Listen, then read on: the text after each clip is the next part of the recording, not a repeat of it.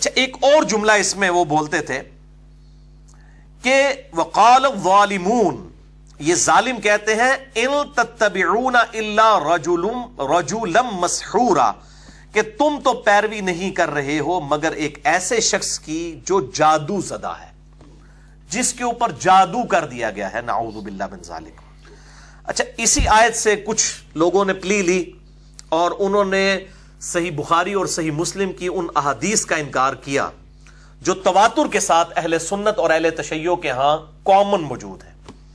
ہماری اپنا تحقیق کے مطابق اہل سنت میں کسی بھی امام نے ان احادیث کا انکار نہیں کیا، نہ اہل سنت میں نہ اہل تشیع کے اندر، کہ آپ صلی اللہ علیہ وسلم پر بھی جادو کیا گیا ایک یہودی کی طرف سے۔ تو وہ کہتے ہیں جی یہ تو کافر اعتراض کرتے تھے کہ یہ تو جادو زدہ شخص ہے جس کی تم پیروی کر رہے ہو، تو یہ کافروں کا اعتراض تھا، اور اللہ تعالیٰ نے اس پہ فرمایا انظر کیف ضربوا لک الامثال، اے محبوب صلی اللہ علیہ وسلم ذرا دیکھو تو یہ تمہارے لیے کیسی مثالیں بیان کرتے ہیں، فضلوا، پس گمراہ ہو گئے، فلا یستطیعون سبیلا، تو یہ اب ہدایت اور سیدھا راستہ نہیں پا سکتے۔ تو وہ یہ آیات پڑھ کر ہمیں اہل سنت کو سناتے ہیں اور کہتے ہیں کہ جی آپ گمراہ ہو گئے ہیں کیونکہ آپ صلی اللہ علیہ وآلہ وسلم کے لیے آپ ایسا عقیدہ رکھتے ہیں کہ آپ صلی اللہ علیہ وسلم پر جادو ہوا تھا، حالانکہ یہ کانٹیکسٹ ہی ڈیفرنٹ ہے۔ یہ کانٹیکسٹ بتا رہا ہے کہ وہ قرآن حکیم کو جادو کہتے تھے، تو مسلمانوں میں سنی ہو یا شیعہ ہو، کس کا یہ عقیدہ ہے یہ قرآن پاک جادو کے ذریعے آپ صلی اللہ علیہ وسلم پر نازل ہوا ہے؟ یہ کہتے تھے کہ جو آپ صلی اللہ علیہ وسلم کلام بولتے ہیں یہ آپ پر کوئی جادو کا اثر ہے، کلام کو وہ جادو کا اثر کہتے تھے، نہ کہ یہ کہہ رہے تھے کہ اس کے اوپر یہ جادو ہوا ہے تو اب یہ جادو کا اگر ہم مان لیں گے تو ہم وہ کافروں والا کام شروع کر دیں گے۔ بالکل، اور پھر کہتے ہیں کہ جی جب آپ صلی اللہ علیہ وسلم پر جادو ہوا تھا اس دوران جو وحی نازل ہوئی اس کی کریڈیبلٹی کیا ہے؟ بھائی وحی نازل کرنے والا اللہ ہے، اس کو پتا ہے کہ اس نے اپنی وحی کی حفاظت کیسے کرنی ہے۔ اس طرح کی پک اینڈ چوز کر کے پھر تو قرآن حکیم میں اللہ تعالیٰ نے کئی جگہ پر یہ بھی بات ارشاد فرمائی سورۃ الحجر کے اندر، انا کفیناک من المستہزئین، اے نبی صلی اللہ علیہ وسلم ہم کفایت کریں گے آپ کی طرف سے مذاق اڑانے والوں کے خلاف۔ اس کا اگر کوئی شخص یہ رزلٹ نکال دے کہ جی آپ صلی اللہ علیہ وسلم کا کوئی کبھی مذاق نہیں اڑا سکے گا کیونکہ اللہ تعالیٰ نے فرمایا کہ ہم کافی ہیں کفایت کرنے کے لیے، تو کیا مذاق نہیں اڑایا جا رہا؟ پچھلے 100 سال کے اندر 60,000 کتابیں لکھی گئی ہیں آپ صلی اللہ علیہ وآلہ وسلم کے خلاف، روزانہ کی تقریباً 2.5 کتابیں بنتی ہیں یہ، تو جتنا مذاق اب اڑایا جا رہا ہے پہلے تو نہیں اڑایا جا رہا تھا۔ تو اس کا پھر ہم کہیں گے کہ مذاق تو اڑایا جا رہا ہے لیکن اسی تیزی سے اسلام بھی پھیل رہا ہے۔ آپ کوئی کہنے جی قرآن میں آیا کہ ہم استہزاء کرنے والوں کی طرف سے کافی ہو جائیں گے تو اب کسی کی جرت نہیں ہوگی۔ اسی طریقے سے اللہ تعالیٰ فرماتا ہے كَتَبَ اللَّهُ لَأَغْلِبَنَّ أَنَا وَرُسُلِي، کہ اللہ تعالیٰ نے یہ بات طے کر دی ہے کہ میں اور میرے رسول ہی غالب رہیں گے، اور نبی صلی اللہ علیہ وسلم کی اللہ تعالیٰ حفاظت فرمانے والا ہے۔ ٹھیک ہے، واللہ یعصمک من الناس، یہ بھی قرآن حکیم میں آتا ہے، اے نبی اللہ تعالیٰ آپ کو لوگوں کے شر سے بچائے گا۔ اچھا اگر یہی مطلب ہے تو پھر غزوہ احد میں آپ صلی اللہ علیہ وسلم کے دانت کیوں شہید ہوئے؟ تو فوراً یہ بھی تعویل شروع کر دیں گے، اور اس کا ذکر تو قرآن میں سورہ آل عمران میں ہے کہ جب آپ کی شہادت کی خبر بھی مشہور ہو گئی، وما محمد الا رسول قد خلت من قبلہ الرسل افإن مات او قتل انقلبتم علی اعقابکم، یعنی مسلمانوں نے تلواریں پھینک دی کہ نبی صلی اللہ علیہ وسلم دنیا سے چلے گئے تو اب ہم کیا کریں؟ تو اللہ تعالیٰ نے فرمایا ہمارے نبی پہ احسان کیا ہے، محمد تو نہیں مگر ایک رسول صلی اللہ علیہ وآلہ وسلم، اور ان سے پہلے بھی کئی رسول گزرے، اگر یہ فوت ہو جائیں، یہ شہید کر دیے جائیں تو کیا تم اپنے دین سے الٹے قدم پھر جاؤ گے؟ جو الٹے قدم پھرے گا تو وہ اللہ تبارک و تعالیٰ اس کی پکڑ فرمانے والا ہے، اور ثابت قدم رہنے والوں کو اللہ تعالیٰ جو ہے وہ جزا دے گا، اور یہ الٹے قدم پھرنے والے اللہ کا کوئی نقصان نہیں کر سکیں گے۔ تو اب یہ حفاظت اسی طریقے سے طائف میں صحیح مسلم میں ڈیٹیل آتی ہے، آپ صلی اللہ علیہ وآلہ وسلم پر پتھروں کے ذریعے جو ہے وہ پتھروں کی بارش کی گئی، نوجوان لڑکوں کی طرف سے مارا گیا، ان بچوں نے جن کو لگا دیا تھا آپ صلی اللہ علیہ وآلہ وسلم کے پیچھے، حتیٰ کہ آپ صلی اللہ علیہ وآلہ وسلم کے خون مبارک سے آپ کے نالین مبارک بھی جو ہے وہ بھر گئے۔ تو آپ کہیں گے جی اللہ تعالیٰ نے حفاظت کی ذمہ داری لی تھی تو یہ کیسے ہو گیا؟ غزوہ احد میں دانت کیوں شہید ہو گئے؟ تو حفاظت کی ذمہ داری سے مراد ہے کہ یہ دین قیامت تک کے لیے قائم رہے گا، اور آپ صلی اللہ علیہ وسلم کو اس وقت تک نہیں اٹھایا جائے گا دنیا سے جب تک کہ آپ صلی اللہ علیہ وآلہ وسلم کا دین کامل حالت میں آپ امت تک نہ پہنچا دیں۔ اسی طریقے سے آپ کے جو صحیح بخاری میں آتا ہے، مثلا نمبر 163 میں نے بتایا کہ آپ صلی اللہ علیہ وسلم کو غزوہ خیبر کے موقع کے اوپر زہر دیا گیا تھا ایک بھنی ہوئی بکری کے اندر، اور اس کی وجہ سے 2 صحابی شہید بھی ہو گئے تھے. صحیح بخاری میں بھی آتا ہے اور ابو داؤد میں اس کی پوری ڈیٹیل آتی ہے، مسئلہ نمبر 163 میں نے بیان کی ہے. اور پھر اس یہودیہ کو جس نے زہر دیا تھا قصاص میں قتل بھی کیا گیا، اور آپ صلی اللہ علیہ وسلم پر اس وقت کوئی اثر نہیں ہوا. اس گوشت کی بوٹی نے بول کے بتایا کہ میرے اندر زہر ہے، لیکن آپ زبان پہ رکھ چکے تھے. البتہ پھر 4 سال کے بعد اللہ تعالیٰ نے آپ کو شہادت کے رتبے پر فائز کرنے کے لیے اس زہر کو واپس کروایا، اور اس زہر کے ذریعے آپ صلی اللہ علیہ وسلم کی وفات ہوئی. اللہ تعالیٰ جس نے 4 سال کے لیے زہر روک کے رکھا ہوا تھا وہ 4000 سال کے لیے بھی روک سکتا تھا. ایک ذریعہ بنایا، موت کا وقت آ چکا تھا، صرف ایک شہادت کا رتبہ. کیونکہ بخاری و مسلم میں حدیث ہے، آپ صلی اللہ علیہ وسلم نے فرمایا میری خواہش ہے میں اللہ کی راہ میں قتل کیا جاؤں، پھر زندہ کیا جاؤں، پھر قتل کیا جاؤں، پھر زندہ کیا جاؤں، پھر قتل کیا جاؤں، پھر زندہ کیا جاؤں، پھر قتل کیا جاؤں. تو آپ صلی اللہ علیہ وسلم اس خواہش کا اظہار کیا کرتے تھے. صحیح مسلم میں حدیث ہے جس کے دل میں شہادت کی تمنا نہیں ہے وہ نفاق کی ایک شاخ پر مرے گا. یعنی شہادت کی تمنا ہونی چاہیے. تو اللہ تعالیٰ نے آپ صلی اللہ علیہ وآلہ وسلم کی خواہش پوری کر دی. بہرحال دین آپ کامل حالت میں الحمدللہ امت تک پہنچا گئے.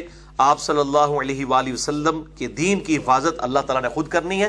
لہذا یہ کہنا کہ جی یہ جو آیات ہیں اس سے ڈینائل ہو جائے گا، اگر ہم اس چیز کو مان لیں تو پھر وہ ڈینائل ہو جائے گا اس بات کا کہ آپ صلی اللہ علیہ وسلم کی وہی تو محفوظ ہے تو اس کا ڈینائل ہو جائے گا. محفوظ تو نہیں ہے، آپ پہ تو جادو ہو گیا تھا. اور کہتے ہیں یہ تو کافروں کی بات ہے. وہ کہتے تھے یہ جادو زدہ شخص ہے. تو یہ آپ کانٹیکسٹ دیکھیں، ظلم نہ کریں. اس کا کانٹیکسٹ کیا ہے کہ وہ قرآن حکیم کو کہتے تھے یہ جادو کا اثر ہے. آپ صلی اللہ علیہ وآلہ وسلم پر جو جادو ہوا وہ بالکل الگ ہے. اب یہ جو ڈاکٹرائن کھڑی کی ہے، ہم اس ڈاکٹرائن کو قرآن سے ہی نرلیفائی کر دیتے ہیں. جادو کے معاملے میں حدیثوں کو تو چھوڑ دیں. آپ کی ڈاکٹرائن یہ ہے، آپ کا بیانیہ یہ ہے کہ نبی کے اوپر جادو نہیں ہو سکتا. اگر ہم قرآن حکیم سے ثابت کر دیں کہ نبی پر جادو ہو سکتا ہے، جیسے باقی معاملات ہیں، نبی کو بھوک لگتی ہے، نبی کو جب زخم لگتا ہے خون نکلتا ہے، نبی پر جب دکھ آتا ہے آنسو نکلتے ہیں، باقی سارے معاملات ہیں. نبی کی بیویاں بھی ہیں، کھانے پینے کا محتاج بھی ہے، سارے معاملات. تو اس طریقے سے نبی کے اوپر جادو بھی ہو سکتا ہے. یہ ڈاکٹرائن جو ہے کہ نہیں ہو سکتا، اس کو ہم توڑتے ہیں سورہ طٰہٰ کی آیت نمبر 65 سے لے کر 70 تک. اس کے اندر ڈیٹیل کے ساتھ اللہ تعالیٰ نے موسیٰ علیہ السلام اور جادوگروں کا ذکر کیا ہے. سورہ طٰہٰ آیت نمبر 65 سے لے کر 70 تک. قالوا یا موسیٰ، وہ کافر کہنے لگے جو جادوگر آئے تھے، اے موسیٰ، اما ان تلقی و اما ان نکون اول من القا، کیا تم ڈالو گے اپنا، وہ تو یہ سمجھتے تھے کہ یہ بھی جادوگر ہے، تم اپنا شوبتہ پہلے دکھاؤ گے نعوذ باللہ یا ہم دکھائیں. قال بل القوا، موسیٰ علیہ السلام نے کہا بلکہ تم ہی کرو. فاذا حبالهم وعصیهم یخیل الیہ من سحرهم انہا تسعی، تو جب انہوں نے وہ اپنا جادو ڈالا تو ان جادوگروں کی رسیاں اور لاٹھیاں، یخیل الیہ، یہ واحد کا صیغہ ہے، الیہم نہیں ہے. یعنی موسیٰ علیہ السلام کو خیال گزرا، موسیٰ علیہ السلام کے اوپر یوں اثر ہوا، من سحرہم، ان کے جادو کا. شکر ہے یہ سنگولر کا صیغہ آیا. الیہم ہوتا تو انہوں نے کہنا یہ موسیٰ مراد نہیں ہے، باقی لوگ مراد نے. یہ اللہ تعالیٰ نے اس طرح حفاظت کی ہے قرآن حکیم کی. یخیل الیہ، وہ موسیٰ کو یوں نظر آئیں، من سحرہم، ان کے سحر کے سبب، انہا تسعی، کہ وہ دوڑ رہی ہیں. وہ رسیاں بھی سانپ کی مانند دوڑتی ہوئی نظر آئیں، حالانکہ نہیں تھی. وہ سورہ الحج کی آخری آیات میں آتا ہے، اللہ تعالیٰ فرماتا ہے کہ کوئی شخص ایک مکھی پیدا نہیں کر سکتا، تو یہ سانپ کون بنا سکتا تھا؟ وہ ایک جادو کا اثر تھا، ہے رسیاں تھیں. لیکن موسیٰ علیہ السلام کو وہ نظر آئی کہ یہ تو ہل رہی ہیں اور یہ بھی سانپ ہے. اس کے بعد مزید وہم آپ کا نکالا ہے اللہ تعالیٰ نے. فَأَوْجَسَ فِي نَفْسِهِ خِيفَةً مُوسَىٰ، موسیٰ علیہ السلام اپنے جی ہی جی میں خوف کھا گئے. اگر وہ رسیاں اور سانپ ہی تھی تو ان کو خوف ہی نہیں کھانا چاہیے تھا. اگر نہیں تھیں رسیاں، سانپ نہیں بنی ہوئی تھی، صرف رسیاں اور لاٹھیاں ہی تھیں، تو پھر ڈرنے کی کیا ضرورت تھی؟ ان کو نظر آئی تو انہوں نے خوف کھایا. تو پھر کیا ہوا؟ قُلْنَا لَا تَخَفْ، اللہ تعالیٰ فرماتے ہم نے کہا اے موسیٰ مت ڈریے، اِنَّكَ أَنْتَ الْأَعْلَىٰ، بے شک آپ ہی ان پر غالب آئیں گے. وَأَلْقِ مَا فِي يَمِينِكَ، آپ ڈال دیجئے آپ کے ہاتھ میں جو آپ کا عصا ہے، اس کو زمین کے اوپر ذرا ڈالیے تو صحیح. تلقف ما صنعوا، یہ نگل لے گا جو کچھ انہوں نے شعبدہ بازی کی ہے. ما صنعوا، جو کچھ انہوں نے بنایا ہے. انما صنعوا کید الساحر، یہ تو صرف جادو کا کرشمہ ہے جو دکھایا جا رہا ہے. ولا یفلح الساحر حیث اتا، اور ساحر کبھی کامیاب نہیں ہو سکتا جہاں سے مرضی وہ آ جائے. پیغمبر کے مقابلے پہ اسے کامیابی نہیں ہو سکتی. پیغمبر کے پیچھے تو اللہ ہے اس کی حفاظت کرنے والا. وہی ہوا کہ وہ سب کو نگل گیا. اب اس کا اثر کیا ہوا؟ سب سے پہلے اثر قبول کیا جادوگروں نے. فَأُلْقِيَ السَّحَرَةُ سُجَّدًا، سب کے سب جادوگر گر پڑے سجدے میں. قَالُوا آمَنَّا بِرَبِّ ہارون وموسیٰ، اور انہوں نے کہا کہ ہم ایمان لائے اپنے رب پر جو موسیٰ علیہ السلام کا بھی رب ہے اور ہارون علیہ السلام کا بھی رب ہے. اچھا آپ دیکھیں، فرعون نے ایمان لے کر آیا اور وہ جادوگر ایمان لے کر آئے. ٹیکنیکل ریزن اس کے پیچھے کیا ہے؟ کیونکہ جادوگر جادو کے فن کو سمجھتے تھے. ان کو پتا تھا کہ جادو اپنے ایپیکس میں کہاں تک جا سکتا ہے. ہر شخص اپنے شعبے کی ایپیکس اور چوٹی کو جانتا ہے. جادوگر بھی جانتے تھے کہ یہ جادو نہیں ہے، جادو سے صرف یہ ہلتی ہوئی دکھائی جا سکتی ہے، یہ جو سب کچھ کھا پی گیا یہ نہیں کہا کوئی. ورنہ تو کہتے ٹھیک ہے جو تسی بھی نکی جی سٹو اسی بھی کھوا کے دسنے. ان کو پتا چل گیا یہ جادو نہیں ہے. جس طرح ایک میڈیکل فیلڈ کا جو ڈاکٹر ہے وہ چیز جانتا ہے کہ میڈیکل فیلڈ میں کہاں سے آپ زیادہ سے زیادہ کہاں تک پہنچ سکتے ہیں. یعنی اگر کسی کی ہڈی ٹوٹ گئی ہے تو ظاہر ہے کہ ہڈی کو جوڑنے کے لیے بانڈ بنانے کے لیے 6 سے 8 ہفتے چاہیے. تو وہ پلسٹر کر کے وہ ہڈی کو سامنے کر کے اور اس کے اوپر پلسٹر کر دیتے ہیں اور کہتے ہیں کہ جس کو بالکل سیدھا رکھنا ہے خود بخود وہ ہڈی بانڈ بنائے گی. ڈاکٹر نہیں بانڈ بناتا، نہ دوائی سے بانڈ بن سکتا ہے. وہ بانڈ جو بننا ہے وہ نیچرلی وہ دونوں طرف سے ہڈی میں سے مواد نکلے گا جو اللہ تعالیٰ نے ایک فزیکل فینومینا آف نیچر رکھا ہے. لیکن اگر کسی ڈاکٹر کو یہ بتایا جائے کہ آپ کی ٹانگ توڑیں گے اور ایک بندہ یوں کر کے ہاتھ پھیرے گا اور بالکل سیدھا کر دے گا، وہ کہے گا یہ امپاسبل ہے، یہ فزیکل فینومینا آف نیچر کو توڑنا ہے. اس کا ایک ٹائم ہے، اس ٹائم سے پہلے تو یہ ہو ہی نہیں سکتا. اور یہی ہمارے محبوب صلی اللہ علیہ وآلہ وسلم نے کیا. صحیح بخاری میں حدیث موجود ہے، ایک صحابی کی ٹانگ ٹوٹ گئی. بڑی ڈیٹیل حدیث ہے، مسئلہ نمبر 131 سی کے اندر میں نے آپ صلی اللہ علیہ وآلہ وسلم کے 131 سی میں 17 معجزات بخاری اور مسلم سے بتائے ہیں. اس میں سے ایک معجزہ یہ بھی تھا، آپ صلی اللہ علیہ وآلہ وسلم نے پنڈلی کی ہڈی ٹوٹی ہوئی تھی، اس پہ ہاتھ پھیرا تو وہ کہتے ہیں اللہ کی قسم اس طرح ہوگی کہ کبھی ٹوٹی نہیں تھی اسی وقت. اب یہ فوراً بانڈ بن کے اس کا ٹھیک ہو جانا یہ معجزہ ہے. فزیکل فینومینا آف نیچر کو توڑنا ہی تو معجزہ ہے، عقل کو عاجز کر دینے والی چیز. یہ علم الکلام کا لفظ ہے معجزہ. عربی میں قرآن حکیم میں حدیث میں معجزے کا لفظ نہیں آیا، اس میں آیتن کا لفظ آیا، نشانی، میریکل. تو یہ اللہ تبارک و تعالیٰ اپنے پیغمبروں کے ذریعے ان معجزات کا ظہور فرماتا ہے، جس کے لیے چاہے اور جس وقت چاہے اس طرح کے معجزات کا ظہور ہو جاتا ہے. فزیکل فینومینا آف نیچر کو توڑنے والے معجزات. تو یہ جو موسیٰ علیہ السلام کے سامنے جادوگر آئے ان کو یہ بات پتا چل گئی کہ یہ جادو نہیں ہے، وہ ایمان لے آئے. اب اس سے بالکل کلیئر کٹ پتا چلا کہ موسیٰ علیہ السلام کو بھی وہ رسیاں سانپ کی مانند ہلتی ہوئی نظر آئیں. تو موسیٰ علیہ السلام پر جادو ہو گیا تو آپ کا جو اصول اور مبادی تھا وہ ٹوٹ گیا کہ نبی پر جادو نہیں ہو سکتا. ہم یہ پوچھتے ہیں وہ جو اصول اور مبادی یہاں تک ٹوٹا کہ اسی دوران ان کے دل میں خوف بھی پیدا ہوا، پھر اللہ کی طرف سے وحی بھی آئی. اللہ تعالیٰ اپنے نبیوں کی حفاظت کرنے والا ہے. اگر ہمارے محبوب صلی اللہ علیہ وآلہ وسلم کو چند دن اس کیفیت سے گزارا گیا تو اللہ تعالیٰ نے وحی کے اعتبار سے آپ کی حفاظت کی.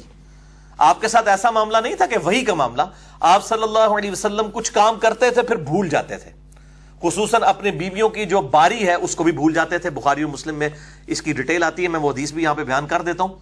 تو اس سے زیادہ آپ کے اوپر کوئی اثر نہیں تھا اور اللہ تعالیٰ نے حفاظت فرمائی.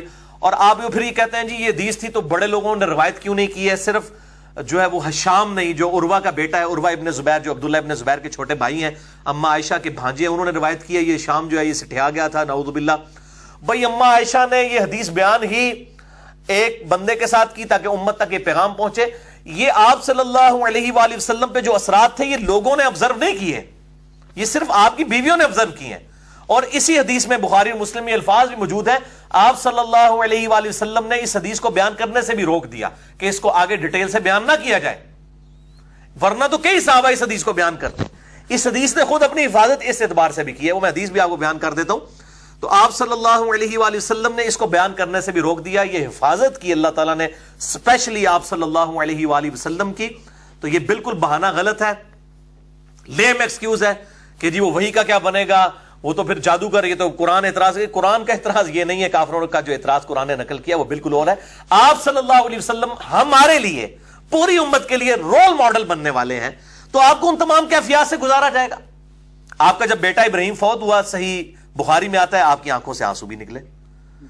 صحیح مسلم میں آتا ہے طائف کے موقع کے اوپر جب آپ کو پتھر لگے آپ صلی اللہ علیہ وسلم کا خون مبارک بھی نکلا. بخاری اور مسلم دونوں میں آتا ہے جب دانت شہید ہوئے تو ایسا خون کا فوارہ چھوٹا کہ آپ صلی اللہ علیہ وسلم بلڈ پریشر کے لاس ہونے کی وجہ سے بے ہوش ہو گئے, اسی لیے آپ کی جو شہادت کی خبر بھی مشہور ہوگی. تو آپ صلی اللہ علیہ وسلم کے ساتھ وہ سارے معاملات ہوتے. آپ کی بیٹیوں کو بھی طلاق پڑی.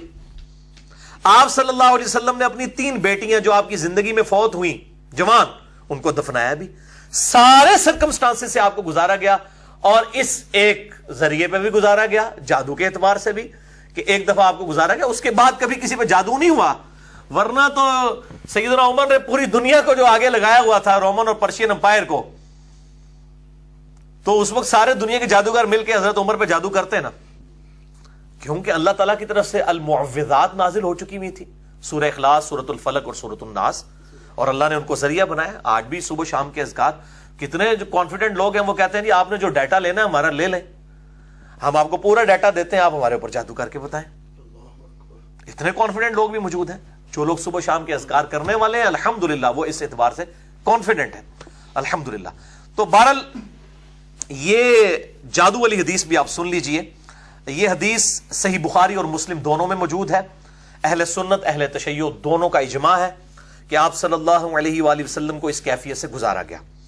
بخاری میں انٹرنیشنل نمبر کے مطابق 5763 سے لے کر 5766 تک 4 طرق اس کے موجود ہیں جس میں پوری ڈیٹیل موجود ہے. صحیح مسلم میں ہے 5703. اب یہ عجیب حسن اتفاق ہے, بخاری میں 5763 اور مسلم میں 5703, اس میں 63 اس میں 03. اور یہ الحمدللہ مشکات کے اندر بھی موجود ہے, انسائکلوپیڈیا آف حدیث میں معجزات والے چیپٹر کے اندر انٹرنیشنل نمبر کے مطابق 5893.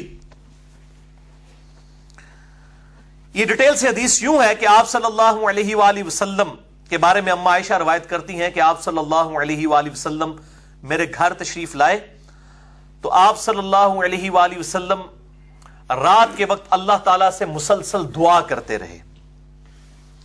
تو بعد میں پھر آپ صلی اللہ علیہ وآلہ وسلم نے اس کی وجہ بیان کی. یعنی اما عائشہ نے بھی یہ چیز آبزرو اس اعتبار سے نہیں کی اسٹرانگلی. تو کہتی ہیں میں نے پوچھا تو آپ صلی اللہ علیہ وآلہ وسلم نے فرمایا کہ میرے ساتھ کچھ دنوں سے یہ معاملہ چل رہا تھا کہ میں باتوں کو بھول جایا کرتا تھا. اسی طریقے سے کس بیوی کے گھر سے میں ہو کر آیا ہوں میں اس کو بھول جایا کرتا تھا. بس یہ 2 چیزیں رپورٹ ہوئی ہیں. پھر میں نے آج رات اللہ تعالیٰ سے بار بار دعا کی کہ اے اللہ یہ میرے ساتھ جو کچھ ہو رہا ہے, آپ کو تو نہیں پتا تھا کہ آپ کے اوپر جادو ہوا ہے, آپ پہلی دفعہ اس ایکسپیرینس سے گزر رہے تھے, تو یہ میرے لیے معاملہ اشکار کرتے ہیں. آپ صلی اللہ علیہ وسلم کسی جادوگر کے پاس نہیں گئے, کسی تعویذ دھاگے کروانے والے کے پاس نہیں گئے, اللہ کی طرف رجوع کیا. تو آپ صلی اللہ علیہ وآلہ وسلم فرماتے ہیں کہ آج رات 2 فرشتے میرے پاس آئے, اور بخاری مسلم کی حدیث یاد کر لیں. جو فرشتے کہتے ہیں کہ ان کا صرف ان کی آنکھیں سوتی ہیں, دل جاگتا رہتا ہے. تو آپ صلی اللہ علیہ وسلم سوئے ہوئے تھے, ایک فرشتہ سرہانے آ گیا اور ایک پاؤں کی طرف, سیدنا جبرائیل علیہ السلام اور میکائیل علیہ السلام.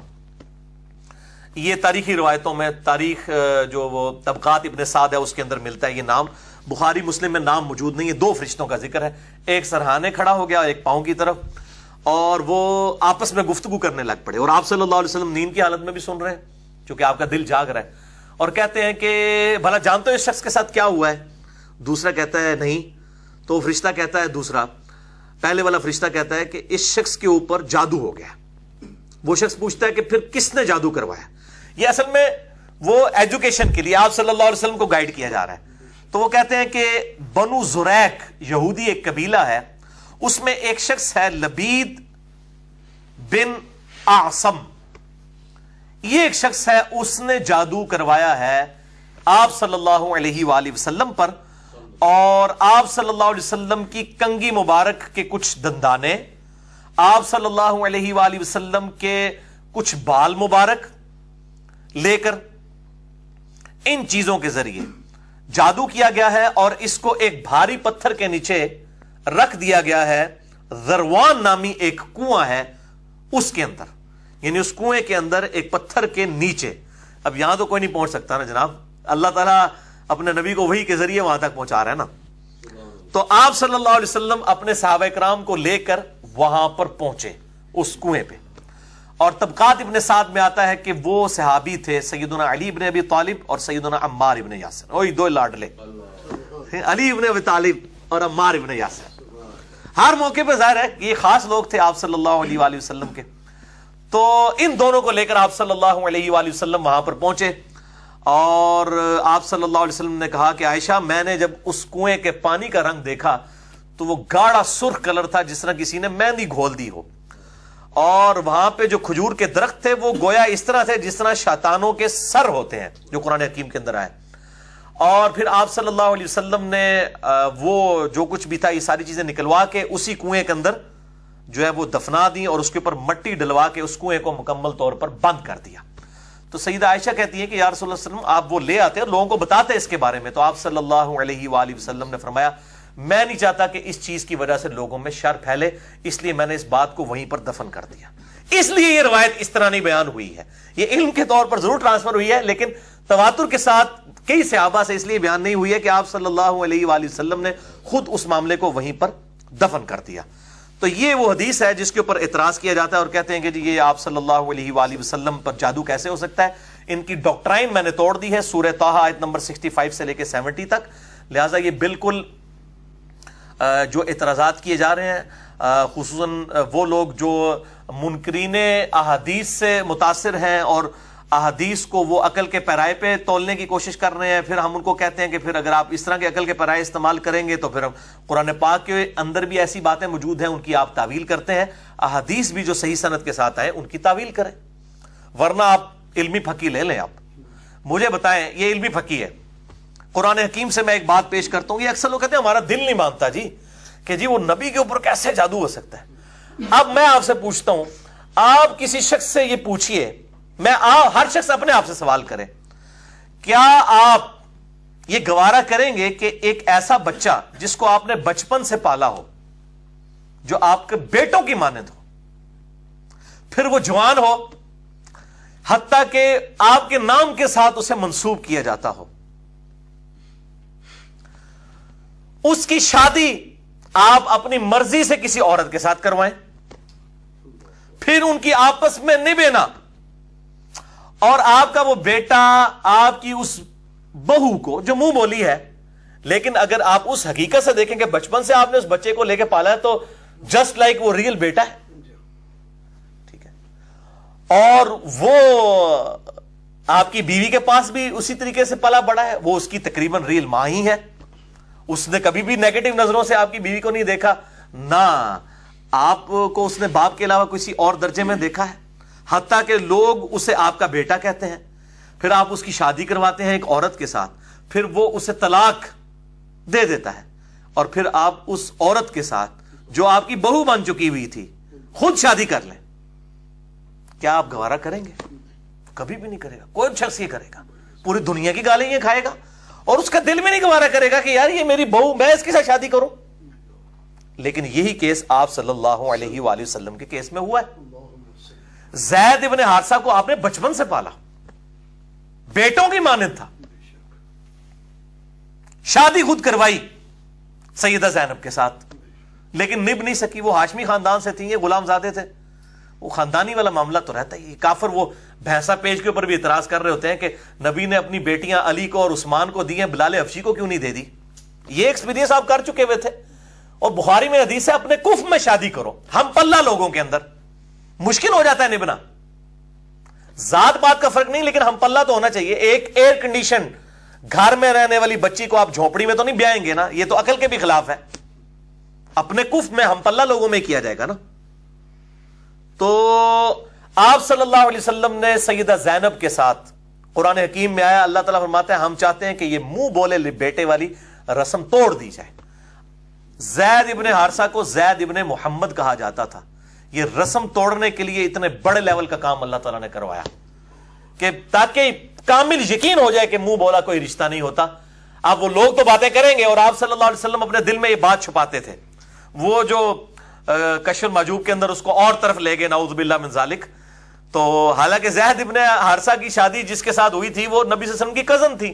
آپ نے بچپن سے زینب کو دیکھا ہوا تھا. زینب کی کون سی ایسی خوبصورتی تھی جو آپ کو اب جا کے بھاجا نہیں تھی, اس اعتبار سے کہ آپ نے پہلے نہیں دیکھی ہوئی تھی. ہاں کوئی ان سین عورت ہوتی تو آپ یہ جھوٹا الزام لگاتے ہوئے بھی آپ جو ہے وہ تردد نہ کرتے. زینب آپ نے دیکھی ہوئی, آپ نے رشتہ کروایا زینب کا. اس وقت تو پردے کی آیات بھی نازل نہیں ہوئی تھی, کوئی ان سین عورت تو نہیں تھی زینب. اگر آپ کی اپنی خواہش ہوتی آپ خود کر لیتے پہلے ہی. تو اللہ تعالیٰ تم اپنے دل میں بات چھپاتے تھے اور اللہ اسے ظاہر فرمانا چاہتا تھا. یعنی چھپاتے کیا تھے آپ صلی اللہ علیہ وآلہ وسلم؟ یہی کہ اگر میں نے یہ عمل کیا تو لوگ کیا کہیں گے. تو ہم اس رسم کو توڑنا چاہتے تھے. رسم توڑنے کے لیے آپ صلی اللہ علیہ وآلہ وسلم کی طرف سے اس طرح کی ایکٹیویٹی ہونا ضروری تھا.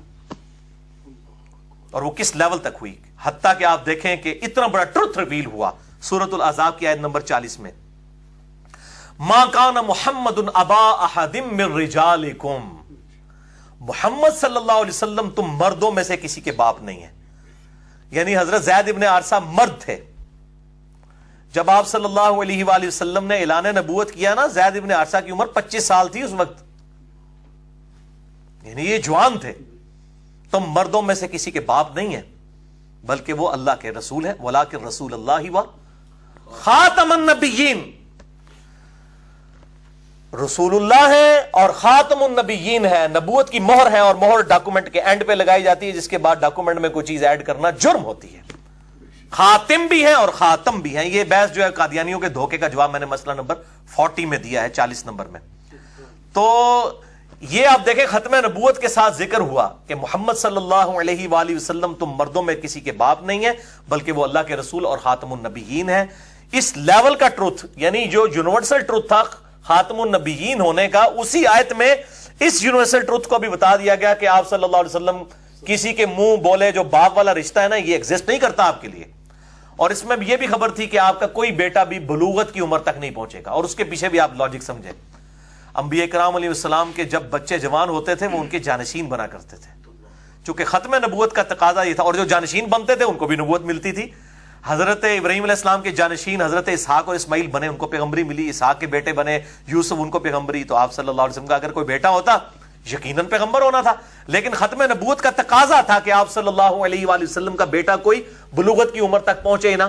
چند مہینوں کی عمر میں سیدنا ابراہیم علیہ السلام اور باقی جو آپ صلی اللہ علیہ وآلہ وسلم کے بیٹے ہیں, سیدنا قاسم علیہ السلام اور سیدنا طاہر علیہ السلام ورضی اللہ عنہم اجمعین, وہ وفات پا گئے. اور کہا گیا کسی مرد کے باپ نہیں. اور یہ منہ بولے رشتے والا جو ہے نا, ہمیشہ کے لیے اس جو رسم ہے اس کو توڑ دیا گیا. اور اس کی ہم لاجک آج کے دور میں جب بے حیائی اپنے عروج کے اوپر ہے, اس کو سمجھ سکتے ہیں کہ یہ منہ بھولے بہن بھائی ہوتے ہیں اور بعد میں وہ بہنوں کو بھگا کے لے جاتے ہیں ساتھ. کتنے واقعات آتے ہیں, ٹھیک ہے. اور لوگ جس کو چاہتے ہیں نا, جی یہ پڑھائی ہے, جی ہے بہن ہی ہے, جی ہاتھ پھیر رہے ہوتے ہیں, سارے معاملات کر رہے ہوتے ہیں. حالانکہ اسلام نے اس کو کس حد تک کنڈیم کیا کہ ختم نبوت والی آیت کے اندر ہی اس کے اوپر حکم فرما دیا کہ آپ صلی اللہ علیہ وسلم کسی مرد کے باپ نہیں ہے. ایک اس رسم کو ختم کرنے کے اعتبار سے, دوسرا یہ کہ چونکہ مرد کے باپ نہیں ہے لہٰذا یہ ختم نبوت کا تقاضا ہے کہ آپ کسی مرد کے باپ نہ ہو, آپ کا بیٹا کوئی جوانی کی عمر تک نہیں پہنچے گا, ورنہ وہ بھی پیغمبر ہوتا. آپ صلی اللہ علیہ وآلہ وسلم کا جو اللہ نے مرتبہ رکھا ہے اس کا تقاضا تھا کہ اس کو بھی پیغمبری ملتی. لیکن ختم نبوت کی برکت سے یہ معاملہ ہمیشہ کے لیے سیٹل ہو گیا. اسی لیے آپ صلی اللہ علیہ وآلہ وسلم کا جانشین بھی کوئی نہیں ہے سوائے اس قرآن کے.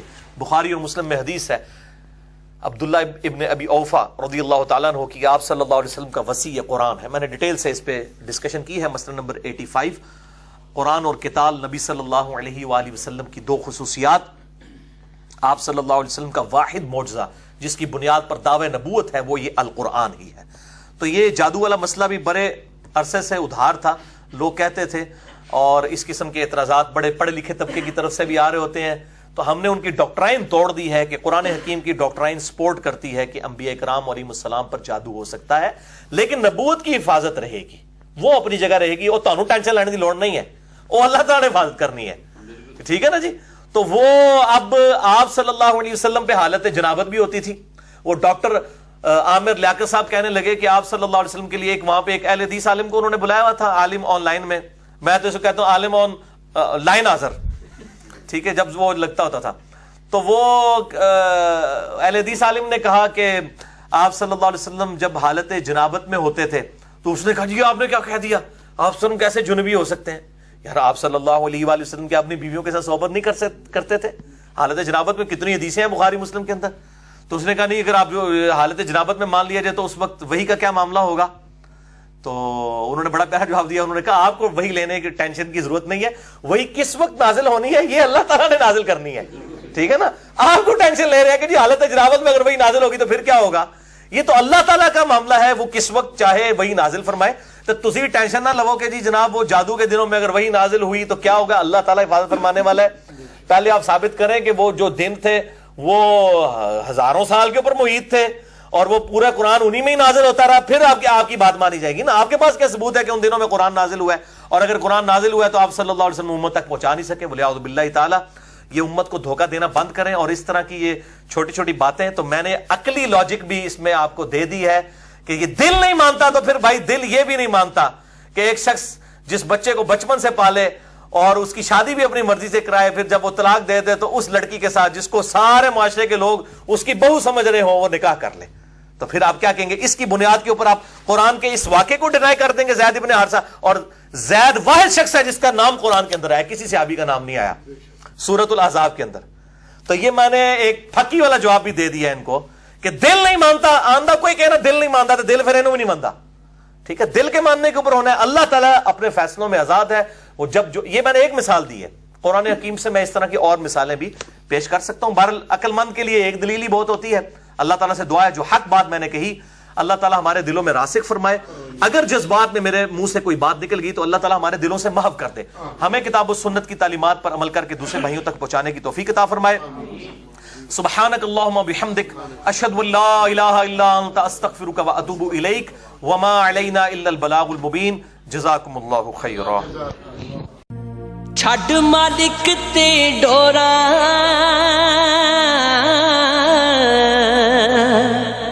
چھڈ مالک تے ڈورا تو کیوں ڈولدا ایں؟ ایک رستہ بند ہوندا چار رب کھولدا ایں. ایک رستہ بند ہوندا چار رب کھولدا اے. چھڈ مالک تے ڈوراں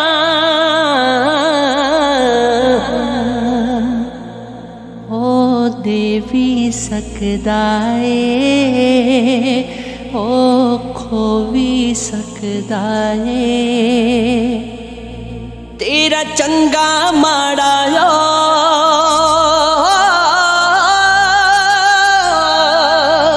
تیرا چنگا ماڑا تکڑی وچ تولدا اے. ایک رستہ بند ہوندا چار رب کھولدا اے. ایک رستہ بند ہوندا چار رب کھولدا